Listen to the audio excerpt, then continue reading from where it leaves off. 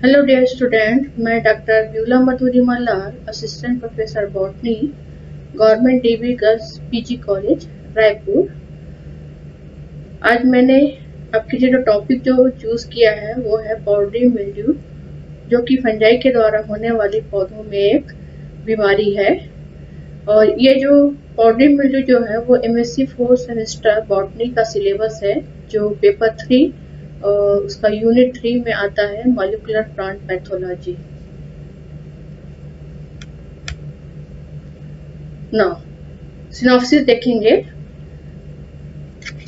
Characteristic of the powdery mildew पढ़ेंगे, उसके बाद उसका आइडेंटिफिकेशन कैसे करते हैं, टाइप्स ऑफ पाउडरी मिल्ड्यू, उसके क्या लक्षण है, सिम्टम्स, और कौन कौन से फैक्टर जो डिजीज डेवलपमेंट को अफेक्ट करते हैं उसके बारे में पढ़ेंगे। फिर डिजीज साइकिल कैसे चलता है उसके बारे में, फिर अंत में उसका कंट्रोल मेजर्स हम कैसे कर सकते हैं ना।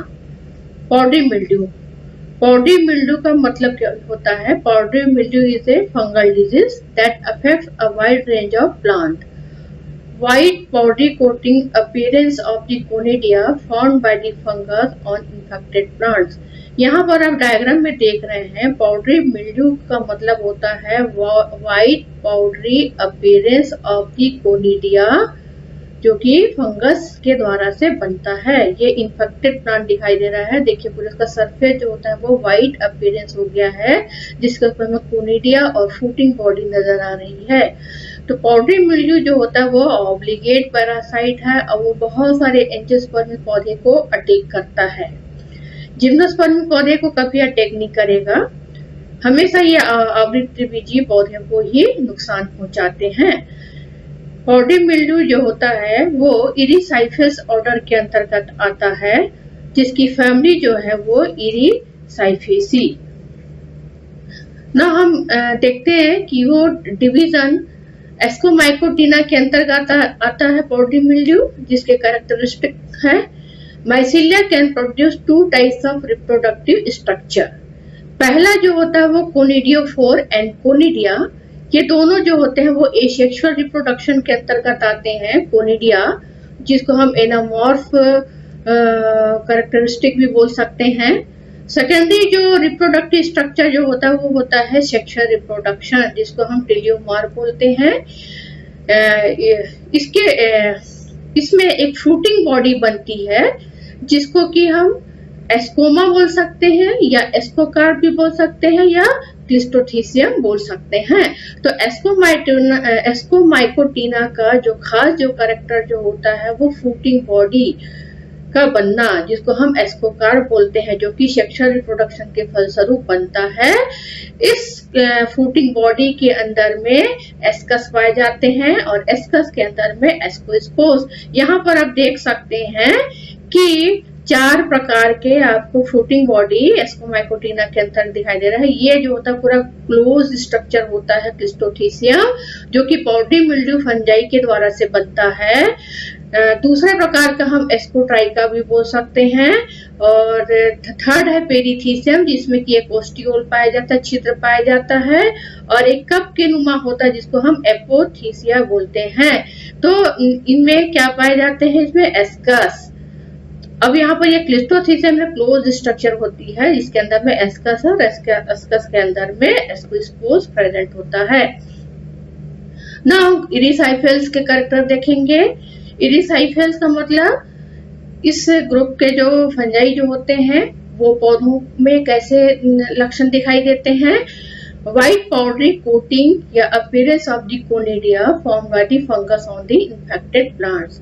ये ऑब्लिगेट पैरासाइट होता है जो एंजियोस्पर्मिक पौधे को ही नुकसान पहुंचाते हैं। इसमें फिजियोलॉजिकल स्पेशलाइजेशन पाए जाते हैं, अर्थात एक विशेष स्ट्रेन या रेस पाई जाती है तो पर्टिकुलर होस्ट प्लांट को इफेक्ट करता है। जैसे कि पाउडरी मिल्ड्यू ऑफ पी जो होता है वो इरिसाइफी पिसाई के द्वारा होता है। इसी प्रकार से हम देख सकते हैं कि कुकुरबिटा में अलग स्ट्रेन हो सकती है, गेहूं पे अलग स्ट्रेन हो सकती है। तो अलग अलग प्रकार की स्ट्रेन या रेसेस पाई जाती हैं। इरिसाइफेल्स में ये फ्रूटिंग बॉडी आपको दिखाई दे रही है। ये फ्रूटिंग बॉडी जो होती है होस्ट प्लांट के ऊपर में क्या होता है? एक्टोपैरासाइट होता है, मतलब कि ये अंदर नहीं पैदा होते। ये होस्ट सेल है जो एपिडर्मल सेल होती है उसके ऊपर में ये पाए जाते हैं। और इसका जो कवक जाल जो होता है, हाइफी जो होता है, वो सुपरफिशियल होता है, अर्थात यहाँ अंदर टिश्यू में प्रवेश नहीं कर पाता है। होस्टोरिया जो होता है वो एपिडर्मल सेल में ही प्रेजेंट होता है। ये किसी किसी में ही इंटरनल तक पहुंच पाता है, अदरवाइज जो होता है वो एपिडर्मल सेल तक ही सीमित रहता है, उसका माइसिलियम और उसका होस्टोरिया। ना फार्मोस जो मेन जो कैरेक्टरिस्टिक जो मैंने पहले आपको डिस्कस कर दिया, बताया है कि इसमें क्या पाए जाते हैं, क्लिस्टोथीसियम पाए जाते हैं। तो यहाँ पर आप देख सक रहे हैं डिफरेंट प्रकार के क्लिस्टोथीसिया है, जो कि इस इरिसाइफेल्स वर्ग का एक खास कैरेक्टरिस्टिक होता है।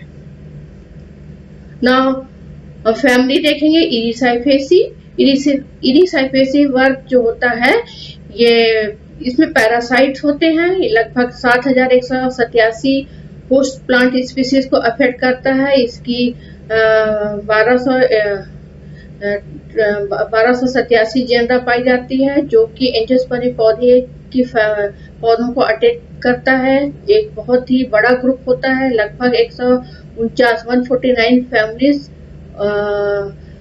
है इसके अंतर्गत, और 44 ऑर्डर्स इसके अंतर्गत आते हैं इरिसाइफेसी के। तो ये ज्यादातर wide range of cultivated plant को अटैक करता है। यहाँ पर डार्क कलर के क्लिस्टोथीसियम प्रेजेंट होते हैं, ठीक है। माइसिलियम जो होता है वो कलरलेस होता है, सेप्टेड होता है और यूनिन्यूक्लिएटेड पाए जाते हैं। कोनिडिया जो कोनिडिया 4 के ऊपर में प्रेजेंट होते हैं, और इसी की प्रेजेंस के कारण से क्या होता है, यहाँ पर आप होस्ट को देख सक रहे हैं, ये लीफ का सरफेस है, जिसमें कि माइसिलियम जो आपको सुपरफिशियल दिखाई दे रहा है। इसके यही माइसिलियम जो होता है, जब अनफेवरेबल कंडीशन होती है तो कोनिडिया 4 बनाता है। कोनिडिया 4 के ऊपर में कोनिडिया प्रेजेंट होते हैं। तो इस प्रकार से ये केवल लीफ को ही नहीं, ये पौधे के अन्य भाग को भी अफेक्ट करता है, जैसे कि लीव्स, बर्ड्स, फ्लावर और फ्रूट्स को भी अटैक कर सकता है। और इस प्रकार से यहाँ पर ये इसकी क्लिस्टोथीसियम है। देखिए कि डिफरेंट प्रकार के क्लिस्टोथीसियम है, जिसमें एस्कस की जो संख्या जो होती है वो अलग अलग हो सकती है। ना हम पॉडी मिल्ड्यू के खास कैरेक्टर देखेंगे। यहाँ पर आप इस पर फिर से देख पा रहे हैं, यहाँ पर देखिए ये पूरा पॉडी अपीयरेंस दिखाई दे रहा है। ये मटर का पौधा है, जिसके स्टेम है, लीफ है, पॉड्स है, सभी भागे क्या होती हैं, इसके द्वारा से इन्फेक्ट हो सकती हैं। तो माइसिलियम सुपरफिशियल होता है, एक्टोपैरासाइट्स होते हैं, होस्टोरिया जो होते हैं वो एपिडर्मल सेल पे प्रेजेंट होते हैं। ज्यादातर ये ड्राई वेदर में ही डिजीज ज्यादा डेवलप होता है, और कोनिडिया तभी जर्मिनेट होगा जब इसमें हाई वाटर कंटेंट होता है, ये इसका खास कैरेक्टर है। फिर इसमें डाईयूनल पीरियोडिसिटी पाई जाती है, मतलब कि ये 2 सीजन हो सकते हैं, 2 सीजन में अलग अलग तरह के वो इन्फेक्शन फैला सकते हैं। पहला जो इन्फेक्शन हो सकता है वो कोनिडिया के द्वारा से, दूसरा जो इन्फेक्शन जो हो सकता है वो क्लिस्टोथीसियम के अंदर में जो एस्कस और एस्कोस्पोर्स जो प्रेजेंट होते हैं, तो एस्कोस्पोर्स के द्वारा से भी इन्फेक्शन फैल सकता है। तो इस प्रकार से इसको हम क्या बोलेंगे, डाईयूनल पीरियोडिसिटी पाई जाती है, ये इसका खास कैरेक्टर है। और दूसरा लास्ट जो कैरेक्टरिस्टिक जो इसका है वो होस्ट स्पेशलाइजेशन पाई जाती है। तो हम इसके सिम्टम्स देखेंगे, लक्षण कैसे दिखाई देता है। Body appearance on the plant parts, इसके कारण से जब बहुत ज्यादा डिजीज बढ़ जाता है तो पौधा स्टूटिंग हो जाता है, छोटा हो जाता है, डिस्टॉर्टेड हो जाता है, उसका रूप बदल जाता है। लीफ का सरफेस जो होता है वो नेक्रोसिस दिखाने लगता है। नेक्रोसिस का मतलब कि डेड टिश्यू हो जाती है, वहां पर की जो क्लोरोफिल है वो नष्ट हो जाती है, और इस प्रकार से भूरे रंग का हो जाएगा। उस डेड टिश्यू को हम नेक्रोसिस बोलते हैं। और ग्रोथ जो होती है वो रुक जाएगी, और पत्तियां जो होती है वो पीली हो जाएंगी, और अंत में उसका रूप भी बदल जाएगा। अब पॉडी मिल्ड्यू के हम identification, key to identification of powdery mildew fungi के बारे में देखेंगे। पॉडी मिल्ड्यू जो होता है वो एक, इसके हम कैसे पहचान सकते हैं, यदि हम माइक्रोस्कोप से देखेंगे तो इस पे हमको 2 चीजें हमको दिखाई देगी जहाँ पर इन्फेक्शन फैला है। एक तो कोनिडिया 4 और उसके ऊपर में लगे हुए कोनिडिया चेन में लगे हुए दिखाई देंगे। दूसरा रहता होस्ट जो टिश्यू जो होती है उसके ऊपर में सुपरफिशियल रूप में क्या पाए जाते हैं, क्लिस्टोथीसियम पाए जाते हैं। तो इस ग्रुप का खास कैरेक्टरिस्टिक होता है क्लिस्टोथीसियम में जो पाए जाने वाला ये जो अपेंडेजेस जो आपको दिखाई दे रहा है, ये हर एक स्ट्रेन में, हर एक प्लांट होस्ट में अलग अलग प्रकार का पाए जाते हैं। तो पहला हम उसका आइडेंटिफिकेशन करेंगे ऐसे क्लिस्टोथीसियम जिसमें कि एक एस्कस पाए जाते हैं। तो 1 एस्कस इन क्लिस्टोथीसियम।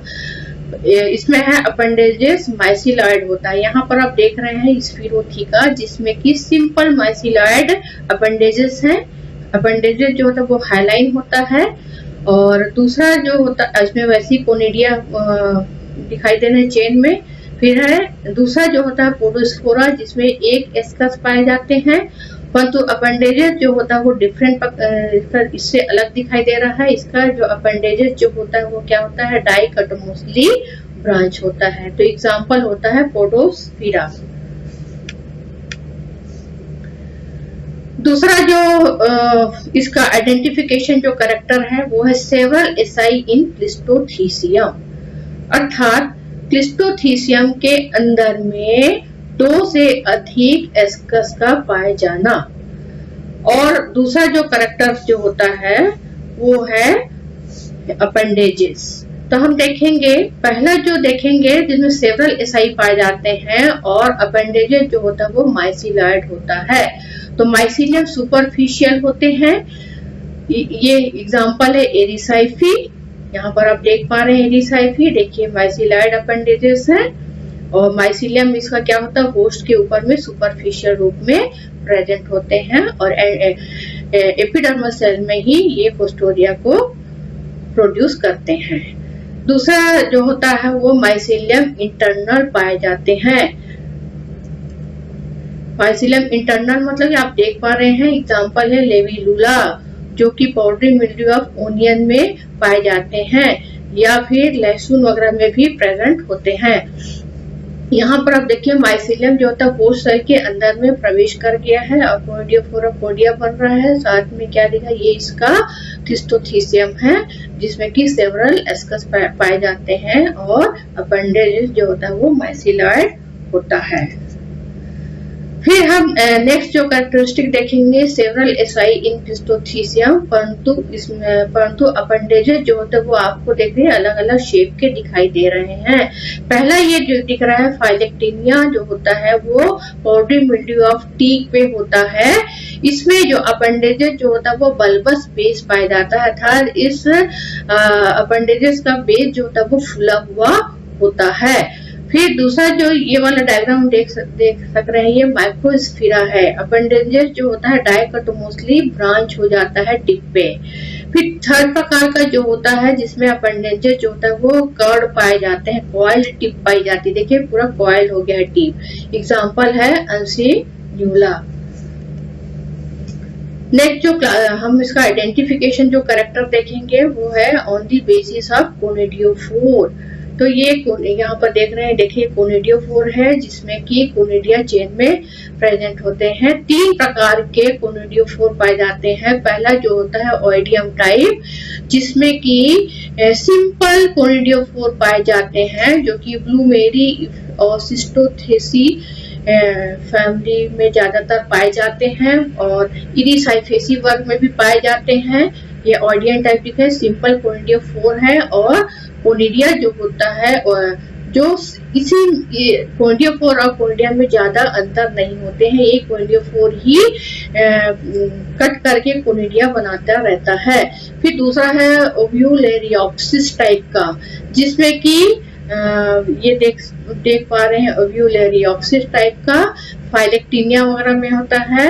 ये देखिए कोनिडिया का जो शेप जो होता है वो क्लेवेट शेप का होता है। ये पाए जाते हैं फाइलेक्टिनिया में, फाइलेक्टिनी फैमिली में आता है।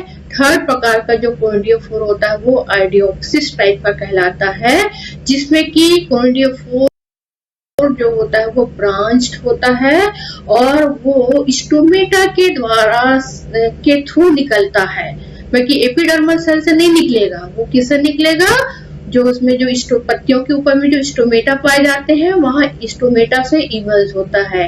एग्जांपल है लेविलुला। तो ये फाइलेक्टिनी फैमिली के अंतर्गत ही आता है।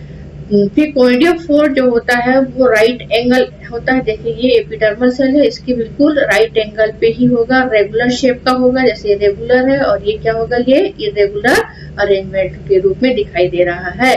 यदि हम देखेंगे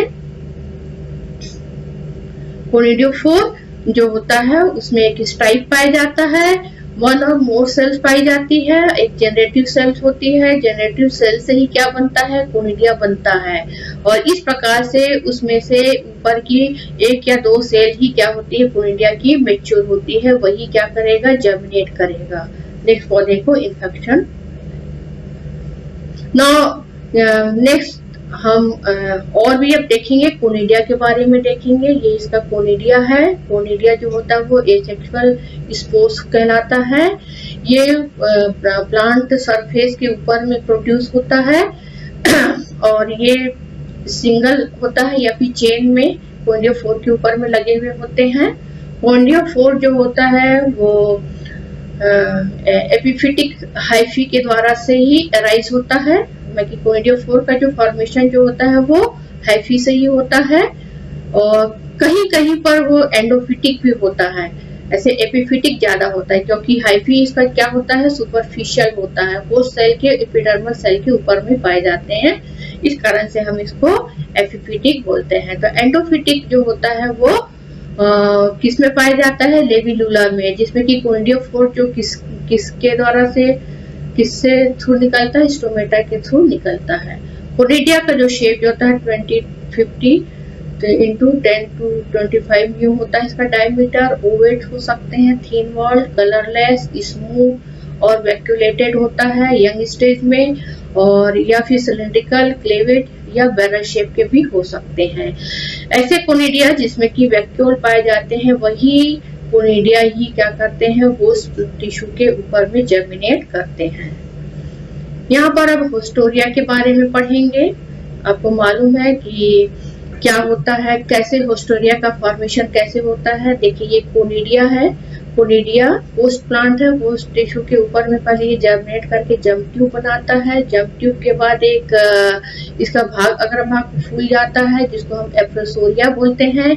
एप्रोसोरिया प्रवेश करेगा या स्टोमेटा के थ्रू या फिर एपिडर्मल सेल को प्रवेश करते हुए, इसकी वॉल को प्रवेश करते हुए क्या होता है वो, या फिर वो सेल के अंदर में प्रवेश करेगा या फिर दो सेल के बीच में प्रवेश करेगा और इस प्रकार से उसमें ये क्या बना लेगा, एक नॉब लाइक स्ट्रक्चर या फिंगर लाइक स्ट्रक्चर, ये सब कहलाते हैं होस्टोरिया कहलाते हैं। तो इसका जो होस्टोरिया क्या होता है, होस्टोरिया जो होता है स्पेशलाइज्ड हाइफी होता है for nutrient absorption from the plant cell. The plant is damaged by the loss of nutrient to the fungus, disruption of photosynthesis and premature death of leaves और अदर इन्फेक्टेड प्लांट टिश्यू। तो ये होस्टोरिया जो होते हैं वो अलग अलग प्रकार के हो सकते हैं। ये होस्ट का सारा न्यूट्रिएंट जो होता है वो होस्टोरिया की तरफ से अब्जॉर्ब हो जाता है, जिसके कारण इसका क्लोरोफिल नष्ट हो जाता है, फोटोसिंथेसिस कम हो जाएगी और अंत में पत्तियां क्या हो जाएंगी, प्रीमेच्योर उसकी डेथ हो जाएगी। यहाँ पर होस्टोरिया के हम टाइप देखेंगे, जैसे इरिसाइफी, पॉलीगोनाई और अंसिनुटा निकेटर में क्या होता है, होस्टोरिया जो होता है वो नॉब शेप का होता है। ठीक है, तो ये देखिए नॉब शेप का होता है जो कि एपिडर्मल सेल में प्रवेश कर रहा है और वॉल को क्रॉस करके वो दूसरे सेल में भी पहुंच जा रहा है। यहाँ पर फाइलेक्टेनिया में क्या होता है, इंटरनल हाइफी पाई जाती है जो कि वो सेल इंटरसेलुलर पाए जाते हैं और एक ग्लोबो शेप का होता है और होस्टोरिया प्रोड्यूस करते जाते हैं। ये गेहूं में आप देख पा रहे हैं इरिसाइफी ग्रेमिनिस, जिसमें कि फिंगर लाइक क्या पाए जाते हैं, होस्टोरिया पाए जाते हैं। परंतु सब में क्या पाए जाते हैं, कोनिडिया ही स्पोर्स ही जर्मिनेट करते हैं, जम ट्यूब, एप्रोसोरिया, फिर पेनिट्रेशन पैक बनता है, उसके बाद फिर होस्टोरिया का फॉर्मेशन होता है। अब हम पढ़ेंगे कि कौन कौन से फैक्टर जो होते हैं वो डिजीज डेवलपमेंट को इन्फ्लुएंस करते हैं। तो 4 फैक्टर जो होते हैं, moisture, temperature, light and soil fertility are the most important factors that influencing the disease development. इसमें जो मेन इम्पोर्टेंट जो होता है वो moisture stress is the most important factors. ये मॉइस्चर स्ट्रेस मतलब कि कोनिडिया में कितना जो मॉइस्चर जो पाया जाता है उसके आधार पर ही क्या होता है, उसका जर्मिनेशन होता है और वो इन्फेक्शन फैला सकते हैं होस्ट प्लांट के ऊपर में। तो इसको हम 3 ग्रुप में डिवाइड कर सकते हैं, ग्रुप 1, ग्रुप 2 और ग्रुप 3। ग्रुप 1 में जो कोनिडिया जो होते हैं वो conidia germinate at low moisture stress between 0.5 to 6 mmVPD और रिलेटिव ह्यूमिडिटी भी बहुत महत्वपूर्ण मायने रखता है, जिसमें कि रिलेटिव ह्यूमिडिटी जिसको हम आर्द्रता बोलते हैं यदि 75 to 99% होता है और टेम्परेचर जो होता है वो 23 डिग्री सेंटीग्रेड टेम्परेचर जो होता है। तो इसमें यदि ये रहेगा मॉइस्चर कंटेंट और रिलेटिव ह्यूमिडिटी और टेम्परेचर इतना होता है तो कोनिडिया का जर्मिनेशन जो होता है वो लो वाटर स्ट्रेस के बीच में हो सकता है। दूसरा जो ग्रुप जो कहलाता है वो germinate optimally at low moisture stress between 0.5 to 1 mmVPD, relative humidity 96 to 99% और टेम्परेचर जो होता है वो 23 डिग्री सेंटीग्रेड। थर्ड ग्रुप जो होता है वो conidia germinate at wide range of moisture stress, अर्थात इसमें मॉइस्चर स्ट्रेस जो होता है बहुत ही हाई होता है, 0.5 से 36 mmVPD होता है, रिलेटिव ह्यूमिडिटी 99% होता है और टेम्परेचर जो होता है वो 23 डिग्री सेंटीग्रेड। तो मॉइस्चर जो स्ट्रेस जो होता है वो बहुत ही इम्पोर्टेंट होता है जर्मिनेशन के लिए। ज्यादातर जो कोनिडिया का जो जर्मिनेशन जो होता है वो मई और जून में ज्यादा होता है विंटर मंथ की अपेक्षा। तो ड्राई मंथ जो होता है वो ज्यादा प्रिफर करता है, ताकि आपको रेन यदि वाटर गिरता है या रेनी सीजन होता है तो उस समय ये पाउडरी मिल्ड्यू नहीं दिखाई देगा, ये ड्राई सीजन में ही ज्यादातर पाउडरी अपीयरेंस जो होता है वो दिखाई देता है। फिर है डिजीज डेवलपमेंट के लिए जो फैक्टर जो है वो soil fertility, increase susceptibility by various fertiliser. यदि हम किसी प्रकार का फर्टिलाइजर सॉइल में उपयोग करते हैं तो वो डिजीज के लिए फेवरेबल कंडीशन हो सकता है। ना अब लास्ट हम देखेंगे disease cycle of powdery mildew. हालांकि ये डायग्राम जो होता है इसमें आपको उतना अच्छे से क्लियर नहीं दिख पा रहा है, मैं आपको नेक्स्ट डायग्राम से आपको इसमें समझाना चाह रही हूँ। यहाँ पर एक कॉमन डिजीज साइकिल मैं आपको बता रही हूँ पाउडरी मिल्ड्यू में कैसा डिजीज साइकिल चलता है। पहला आप देख रहे हैं कोई भी एक, यहाँ पर मैंने यहाँ पर पी का एग्जांपल लिया हुआ है, पाउडरी मिल्ड्यू ऑफ पी, ठीक है। यहाँ पर होस्ट प्लांट है, ये पहले से ये इन्फेक्टेड होस्ट प्लांट है। तो पहला जो मैंने पहले बताया था डाययूरनल पीरियोडिसिटी पाई जाती है, अर्थात ये एनवायरमेंटल फैक्टर पे डिपेंड करता है। यदि अनफेवरेबल कंडीशन होती है, ड्राई सीजन होता है तो कोनिडिया बनता है। कोनिडिया जो होता है एसेक्सुअल रिप्रोडक्टिव बॉडी होती है। तो पहला जो साइकिल डिजीज जो साइकिल चलती है वो कोनिडिया के द्वारा से होता है। तो ये इन्फेक्टेड होस्ट प्लांट के सरफेस पे क्या है, कोनिडिया है। तो इसको आप देख सक रहे हैं, देखिए वो सरफेस के ऊपर में माइसीलियम है, कोनिडियोफोर बनाया, कोनिडिया के ऊपर में कोनिडियोफोर के ऊपर में कोनिडिया है। ये कोनिडिया क्या करेगा, जर्मिनेट करेगा होस्ट सेल के ऊपर में, हेल्थी पौधे के ऊपर में ये एयर के द्वारा से या वाटर के द्वारा से इसका ट्रांसमिशन हो सकता है। ज्यादातर एयर के द्वारा से ट्रांसमिशन होता है। कोनिडिया एयर के द्वारा से किसी हेल्थी पौधे के ऊपर में जाकर के गिरते हैं और उसकी होस्ट एपिडर्मल सेल के ऊपर में जर्मिनेट करेगा और वहां पर जाकर के अपना माइसीलियम या कवक जाल को फैला लेगा। तो इस प्रकार से पहला जो स्टेज होता है germination of conidia on host epidermal cell. Next step जो होता है यहाँ पर देख सकते हैं कि कैसे जर्म ट्यूब बनाता है, एफ्रोसोरियम बनाता है एपिडर्मल सेल में और इस इन्फेक्शियस हाइफी पैक बनता है और उसके ऊपर में होस्टोरिया बनते हैं। ये होस्टोरिया इस प्रकार से अलग अलग प्रकार के पाउडरी मिल्ड्यू में अलग प्रकार के होस्टोरिया होते हैं, जैसे मैंने पहले बता चुका है। तो इस प्रकार से नॉब शेप का ये फिंगर लाइक का होस्टोरिया, ठीक है। उसके बाद क्या होता है, जब इसके अंदर होस्ट सेल के अंदर जब माइसीलियम जब फैल जाता है, उसके बाद जब अनफेवरेबल कोनिडिया जो का जो फॉर्मेशन जो होता है वो विद इन जैसे ही इन्फेक्शन स्टार्ट होता है पत्तों में 4 से 5 दिन के अंदर में ही क्या किसका फॉर्मेशन होने लग जाता है, कोनिडिया का फॉर्मेशन होने लग जाता है। तो ये कोनिडिया जो कहलाता है वो प्राइमरी इनोकुलम कहलाता है। तो इस प्रकार से पहला जो इन्फेक्शन जो होता है प्राइमरी इनोकुलम अर्थात कोनिडिया के द्वारा से इन्फेक्शन हो रहा है। कैसे डिजीज पौधे से हेल्दी पौधे को किया और इस प्रकार से ये इन्फेक्ट होकर कि वो पुनः फिर से वो चक्र जो होता है वो इस प्रकार से रिपीट होता है। ये कोनिडिया फिर से जर्मिनेट करेगा हेल्दी लीफ के ऊपर में और इस प्रकार से यहाँ पर ये साइकिल जो होता है वो कोनिडिया के द्वारा से कंप्लीट हो रहा है। दूसरी प्रकार की हम साइकिल जो देखेंगे बाय द एस्कोस्पोर्स के द्वारा से। एस्कोस्पोर क्लिस्टोथिसियम जो कि एक परफेक्ट स्टेज कहलाती है। क्लिस्टोथिसियम जो होता है वो सेक्सुअल रिप्रोडक्शन के फलस्वरूप बनने वाला एक फ्लोटिंग बॉडी होता है, क्लोज स्ट्रक्चर होता है। यहाँ पर देखिए डिफरेंट प्रकार के हैं, अनसिन्यूला है, स्फीरोथिका है, ये अनसिन्यूला इरिसाइफी।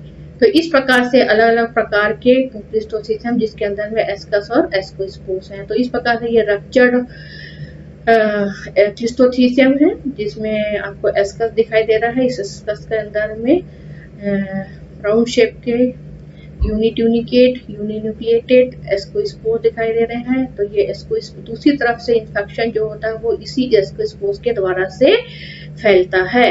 तो ये सेक्सुअल रिप्रोडक्शन के फलस्वरूप से ये इस प्रकार से बनता है। तो सेक्सुअल रिप्रोडक्शन के फलस्वरूप जो कि फेवरेबल कंडीशन में होगा और जब ये इसको फिर से वैसे जर्मिनेट करेंगे होस्ट प्लांट के ऊपर में, सेम जैसे कि कोनिडियम में जैसे जर्मिनेशन होता है सेम वैसे ही एस्कोस्पोर्स भी क्या करता है वो सेल के ऊपर में सेम ऐसे ही जर्म ट्यूब बनाएगा और वैसे ही माइसिलियम बनाएगा और वैसा ही इन्फेक्शन फैलाएगा। तो इस प्रकार से ये इन्फेक्शन जो होता है वो कंप्लीट हो जाता है। तो ये डाययूरनल साइकिल कहलाती है। अब हम पाउडरी मिल्ड्यू जो होते हैं वो डिफरेंट प्रकार के क्रॉप पौधे पे हम देख सकते हैं। बहुत ही लॉट्स ऑफ क्रॉप पौधे जो होते हैं इसके द्वारा से इन्फेक्टेड होते हैं। पहला जो होता है पाउडरी मिल्ड्यू ऑफ व्हीट, इसका कॉजल ऑर्गेनिज्म या पैथोजन का नाम है इरिसाइफी ग्रेमिनिस ट्रेटिसाई के द्वारा से होता है। पाउडरी मिल्ड्यू ऑफ बार्ली इरिसाइफी ग्रेमिनिस हॉर्डाई के द्वारा से होता है परंतु इसमें क्लिस्टोथिसियम नहीं पाए जाते हैं। फिर पाउडरी मिल्ड्यू ऑफ पीस जिसका कॉजल ऑर्गेनिज्म है इरिसाइफी पॉलीगोनाई जिसमें कि होस्टोरिया ग्लोबोस शेप का होता है। फिर powdery mildew of grape wine जिसका कॉजल ऑर्गेनिज्म है अनसिनुला नेकेटर। पाउडरी मिल्ड्यू ऑफ कुकुरबिट्स जिसका कॉजल ऑर्गेनिज्म है इरिसाइफी कॉपरोसियरम या स्फीरोथिका फ्यूलिजेनिया। पाउडरी मिल्ड्यू ऑफ एप्पल, जहाँ पर एप्पल की खेती होती है वहां पर बहुत ज्यादा नुकसान होता है एप्पल के, क्योंकि एप्पल पे यदि आता है तो पूरे फ्रूट्स पे भी आ जाते हैं। इस कारण से भारी मात्रा में इसके द्वारा से नुकसान होता है। एप्पल का जो शेप जो होता है वो बदल जाएगा। तो ये जो होता है वो पोडोस्फीरा ल्यूकोट्राइका के द्वारा से होता है। एप्पल का जो पौधा होता है वो पूरे सारे पार्ट्स अफेक्ट हो सकते हैं। फ्रूट्स यदि इन्फेक्शन हो गया तो वो डिफॉर्म हो जाता है। फिर पाउडरी मिल्ड्यू ऑफ ओनियन जो कि लेविडुला के द्वारा से होता है। तो ये इस प्रकार से क्रॉप पौधे के ऊपर में है। फिर दूसरे पौधे भी हैं जिसके वो पाउडरी मिल्ड्यू हो सकता है। पाउडरी मिल्ड्यू ऑफ डलवर्जिया शीशो जिसको हम शीशम बोलते हैं जिसका कॉजल ऑर्गेनिज्म फाइलेक्टेनिया कोरिलिया। फिर है पाउडरी मिल्ड्यू ऑफ रोज, गुलाब में भी आप देखे होंगे। इसमें इसका कॉजल ऑर्गेनिज्म है स्फीरोथिका पेनोसा वैरायटी रोजी। इसमें भी पूरा जो गुलाब का जो पूरा पौधा होता है लीफ स्टेम बर्ड्स सब क्या होते हैं इन्फेक्टेड हो जाते हैं।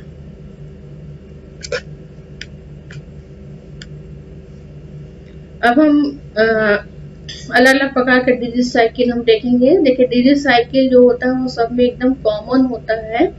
हाँ जरूर जो कोनिडिया का शेप साइज वो अलग हो सकते हैं, एस्कोस्पोर्स का शेप साइज अलग हो सकते हैं, परंतु सब में डिजीज साइकिल वैसी डाययूरनल साइकिल पाई जाती है। यहाँ पर ये जो साइकिल जो होता है वो है पाउडरी मिल्ड्यू ऑफ व्हीट का है जिसका कॉजल ऑर्गेनिज्म है इरिसाइफी ग्रेमिनिस ट्रेटिसाई। ये देखिए गेहूं के पौधे पे भी देखिए पूरा व्हाइट अपीयरेंस दिखाई दे रहा है। इसमें भी साइकिल सेम वैसे ही चलती है। गेहूं के पौधा है जिसमें कि कोनिडिया और एस्कोस्पोर्स जो होते हैं उसके द्वारा से इन्फेक्शन स्टार्ट होता है। हवा के माध्यम से कोनिडिया जो होता है वो हेल्दी पौधे के ऊपर भी स्प्रेड होगा। वहां पर इस प्रकार से ये है इन्फेक्टेड से वो कोनिडिया जो होता है वो हवा के माध्यम से फिर से इन्फेक्शन स्टार्ट हो रहा है, नई पत्तियों को फिर से इन्फेक्शन फैला रहा है। ठीक है, तो कई बार जब फेवरेबल कंडीशन आती है तो क्लिस्टोथीसियम भी डेवलप हो जाते हैं। ज्यादातर क्लिस्टोथीसियम जो होता है वो पौधे की लोअर लीफ को ही ज्यादा क्लिस्टोथीसियम का डेवलपमेंट दिखाई देगा। तो ये जो फ्रेश जो स्पोर जो होता है वो 1 हफ्ते के अंदर में ही होस्ट सेल के अंदर में क्या करता है, उसको इन्फेक्शन फैला देता है। और इस प्रकार से देखिए ये पूरा माइसीलियम कोनिडिया क्लिस्टोथीसियम वगैरह जो होती है वो किस प्रकार से ये गेहूं के लीफ को अफेक्ट कर दिया है। ये जो फंगस जो होता है, अब क्या होता है जब गेहूं की खेती कर ली जाती है तो उसके बाद जो प्लांट का जो ट्यूबराइज जो होता है, भाग जो होते हैं वो उसमें ये भाग में ये पड़े हुए हैं ये माइसीलियम मैट्स और क्लिस्टोथीसियम। यहाँ पर क्लिस्टोथीसियम है तो क्लिस्टोथीसियम देखिए इस प्रकार से सिंपल माइसिलॉइड है, बहुत सारे एस्कस हैं, इसके अंदर में एस्कोस्पोर्स है। एस्कोस्पोर्स जो होते हैं वो जर्मिनेट करेगा, तो चाहे वो कोनिडिया हो, इसमें कोनिडिया है तो कोनिडिया के द्वारा से जर्मिनेशन होगा, यदि क्लिस्टोथीसियम है तो एस्कोस्पोर जर्मिनेट करेंगे और जर्मिनेट करके इस प्रकार से गेहूं के पौधे को इन्फेक्शन फैलाते हैं। यहाँ पर जो होता है बॉडी मिलियो ऑफ पी इनिसाइफी पोलीगोनाई है। यहाँ पर देखिए ये मटर का पूरा पौधा दिखाई दे रहा है, पूरा संपूर्ण पौधा आपको इन्फेक्टेड दिखाई दे रहा है, व्हाइट पाउडरी अपीयरेंस दिखाई दे रहा है, फल है, स्टेम है, पॉड, लीफ सभी इन्फेक्टेड हो गई हैं। तो इसमें भी सेम वैसे ही साइकिल चलती है। होस्ट सेल में देखिए किस प्रकार से ये कोनिडिया एक सेक्शुअल स्टेज है, ये कोनिडिया जर्मिनेट करेगा, जर्मिनेट करके इसी प्रकार से इन्फेक्शियस हाइफी बनाएगा और इस प्रकार से होस्ट सेल को इन्फेक्ट कर देता है। दूसरी तरीके से क्या होता है, यदि सेक्सुअल रिप्रोडक्शन के फलस्वरूप क्लिस्टोथीसियम बनते हैं तो क्लिस्टोथीसियम के में देखिए ये सेक्सुअल रिप्रोडक्शन हो रहा है। सेक्सुअल रिप्रोडक्शन के फलस्वरूप इसमें एक फ्रूटिंग बॉडी का निर्माण हो रहा है, एस्कोकार्प क्लिस्टोथीसियम, जिसके अंदर में एस्कस है, इस एस्कस के अंदर में एस्कोस्पोर्स है, एस्कोस्पोर जर्मिनेट करता है और होस्ट टिश्यू को इन्फेक्ट करता है। नेक्स्ट जो होता है वो यहाँ पर जो साइकिल में दिखा रही हूँ, body mildew of grape wine, जिसका कॉजर ऑर्गेनिज्म है अनसिन्यूला निकेटर। यहाँ पर देखिए ग्रेप का पौधा है, ये पूरी पत्ती इन्फेक्टेड दिखाई दे रही है। अंगूर का जो फल है वो पूरा इन्फेक्टेड हो रहा है, पूरा संपूर्ण पौधा इन्फेक्टेड हो जाता है, जिसके कारण से काफी नुकसान होता है। साइकिल का क्रम बिल्कुल वैसे ही होता है। यहाँ पर आप देख पा रहे हैं कि इस प्रकार से ये इन्फेक्टेड पार्ट्स है, इस इन्फेक्टेड पार्ट पे कोनिडिया है, जो इसमें ये हवा के माध्यम से कोनिडिया जो होते हैं वो हेल्दी पौधे पे स्प्रेड होता है, उसके सरफेस पे गिरता है और इस प्रकार से ये हेल्दी जो बर्ड्स जो होते हैं वो भी क्या करते हैं, लीफ बर्ड्स, स्टेम बर्ड्स, वो सब क्या करते हैं, इन्फेक्टेड हो जाते हैं। तो इस प्रकार से इसमें कई बार ऐसा होता है कि फंगस जब ओवर विंटर आता है उस समय वो डॉर्मेंट अवस्था में भी बर्ड में ये डॉर्मेंट बर्ड में भी ये पड़े रहते हैं और इस प्रकार से ये इन्फेक्टेड बर्ड है जिसमें कि कोनिडिया है इसके अंदर में। ये कोनिडिया जो होता है वो देखिए इन्फेक्शन कहाँ पे स्टार्ट हुआ, इस डॉर्मेंट बर्ड में है ना। अब यहाँ पर कोनिडिया आ गया है, परंतु क्या होता है जैसे ही बर्ड से लीफ बनती है, शूट बनता है, वैसे ही क्या होता है ये इन्फेक्शन यहाँ पर भी फैल जाता है। इस प्रकार से ये कंप्लीट पौधा भी क्या हो जाता है, फंगस के द्वारा से कवर हो जाता है। ये फंगस वहीं पर माइसीलियम जो होता है वो स्पोरुलेट होगा, कोनिडियोफोर बनाएंगे और नई हेल्दी ग्रीन शूट को भी क्या करते हैं और या लीव्स को क्या करते हैं, इन्फेक्शन फैलाते हैं। तो इसमें उपस्थित जो कोनिडिया जो होते हैं वो जर्मिनेट करेंगे या फिर एस्कोस्पोर जो होते हैं वो भी जर्मिनेट करते हैं और इस प्रकार से इन्फेक्शन करके ग्रीन टिश्यू को भी इन्फेक्शन फैलाते हैं। दूसरी तरीके से सेम वैसी क्लिस्टोथीसियम, देखिए इसका क्लिस्टोथीसियम कॉइल है, अनसिन्यूला कॉइल टिप होती है, इससे हम पहचान सकते हैं। इसके अंदर का एस्कोस्पोर्स जो होता है वो जर्मिनेट करेगा और इस प्रकार से वो इन्फेक्शन फैलाता है। तो इस प्रकार से हम देख सकते हैं कि सब में डिजीज साइकिल जो होता है वो एक जैसा ही होता है।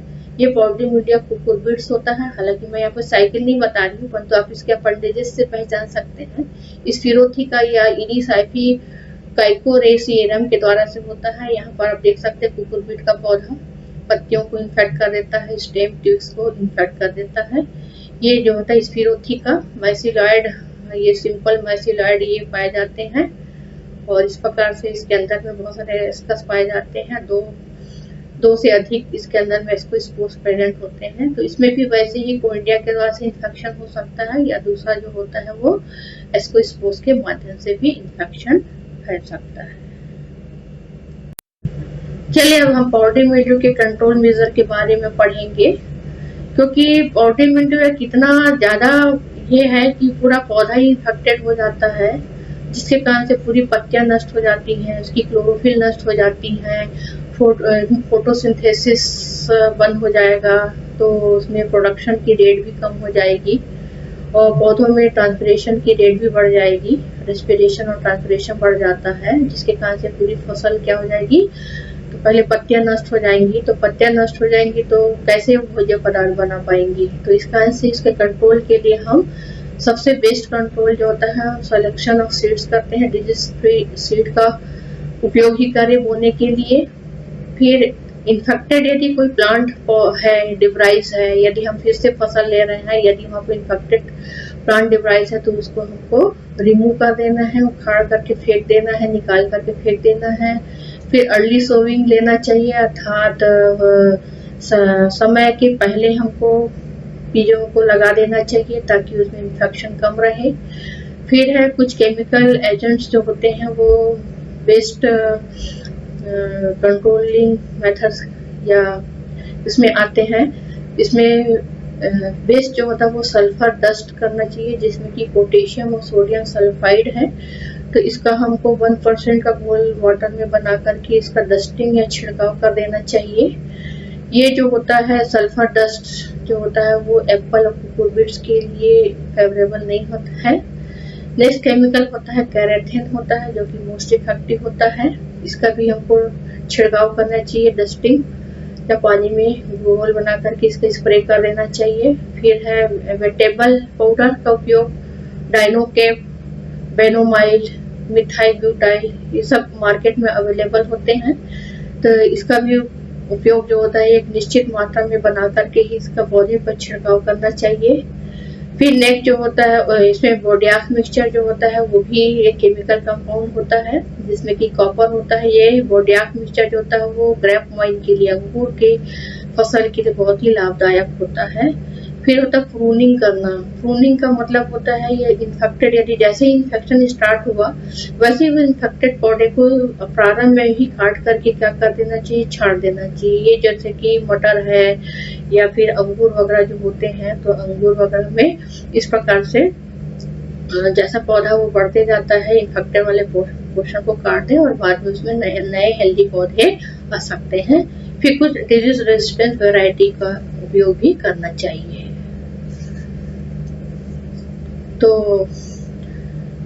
बच्चों आपने यहाँ पर बहुत ही, क्योंकि ये फंगल डिजीज जो होती है ये बहुत ही शॉर्ट होता है, जिसमें हमको इसके सिम्टम्स के बारे में लिखना होता है और इसका क्लासिफिकेशन आपको मालूम होना चाहिए। इसमें जो कॉजल ऑर्गेनिज्म क्या होता है वो मेन आपको मालूम होना चाहिए। यदि आपको डिफरेंट प्रकार के कॉजल ऑर्गेनिज्म मालूम है कि डिफरेंट प्रकार के क्रॉप पौधे में कौन सा इसका कॉजल ऑर्गेनिज्म या पैथोजन कौन सा है, तो आप जरूर से मतलब कि इसको यदि याद कर लेंगे तो आपके लिए ये बहुत ही हेल्पफुल हो जाएगा। बाकी डिजीज साइकिल जो होता है वो सबका एक कॉमन होता है, तो ये बहुत ही छोटा है। सिम्टम्स के बारे में लिखना होता है, उसका वो पैरासाइट रिलेशनशिप क्या होता है, उसका कॉजल ऑर्गेनिज्म क्या होता है, डिजीज साइकिल और कंट्रोल मेथड, इतना आपको इसमें पढ़ना होता है। तो यहाँ पर आपका ये टॉपिक जो कंप्लीट हो गया है। क्योंकि मैंने बहुत ही शॉर्ट में बताया है ये, क्योंकि ये बहुत ही छोटा चैप्टर है और इसकी एक की डिजिट साइकिल यदि आपने पढ़ लिया है तो बाकी सभी फॉर्मूलों की डिजिट साइकिल भी आपको बहुत ही आसान होगा पढ़ने में। आपको यदि किसी बात का यदि कोई भी जानकारी चाहिए होगा तो मेरे जो ईमेल एड्रेस है या कॉलेज के साइट में जाकर के, गवर्नमेंट विकास कॉलेज के साइट में जाकर के आप मुझसे कांटेक्ट कर सकते हैं। तो इस वीडियो को देखने के लिए आपको बहुत बहुत धन्यवाद।